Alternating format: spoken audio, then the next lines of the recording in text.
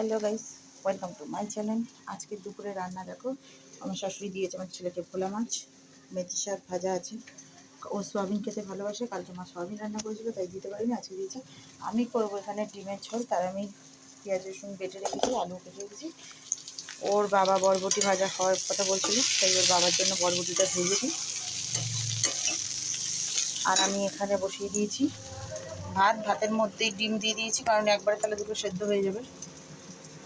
আজকের এই মেনু, কারণ হচ্ছে আমার কানটা খুব ব্যথা করছে, বেশি কিছু রান্না করতে পারবো না, ওই জন্য একটু অল্প অল্প দিয়ে দিচ্ছি। আর চিকেন এনেছি, চিকেনটা হচ্ছে আমি চিকেন সসেস বানাবো, কারণ অ্যাকচুয়ালি বাচ্চারা এগুলো খেতে খুব ভালোবাসে, আর আমার বাইরের এগুলো একদম পছন্দ করে। এরা কবে করে রাখে, ফ্রোজেন করে রেখে দেয়, সেই জিনিসই এরা খাওয়ায়।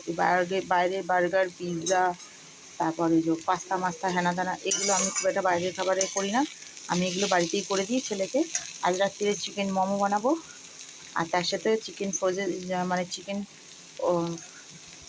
সসেসটা বানিয়ে আমি রেখে দেবো, যাতে পরে যাতে করে খেতে, ওটা ভেজে হালকা ভেজে খেতে পারে। বাড়িতে তৈরি আর বাইরের খাবার অনেক আকাশ পাতাল তুলনা, আর আমি এগুলো বাড়িতে যখন রান্না করতে পারি আমার কোনো সমস্যাই নেই। আর এইটা তোমরা অনেকেই জানো, এটা আমি খাই, কারণ এটা আমার ডাক্তারই আমাকে খেতে বলেছে। আমার শরীরে ব্লাড প্রচুর কম, সেই কারণে এটা আমাকে ডাক্তার বলেছে রেগুলার খেতে, কিন্তু রেগুলার আমি খাই না, ভুলে যাই। ওকে গাইস, আমি ভিডিওটা এখানেই শেষ করছি, পরে ব্লগ নিয়ে আবার আসছি, টাটা।